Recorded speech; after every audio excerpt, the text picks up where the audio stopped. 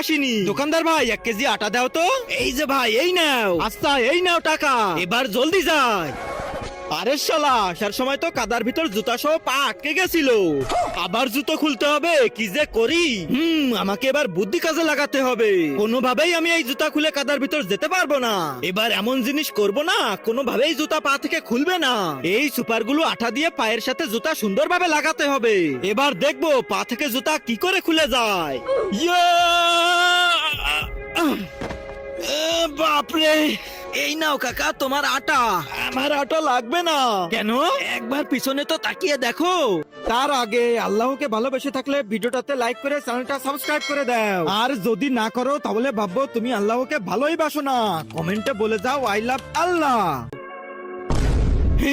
আরে শালা, এটা কি হয়ে গেল? এবার আমার পায়ের কি হবে? আমার তো আর গার্লফ্রেন্ডও থাকবে না।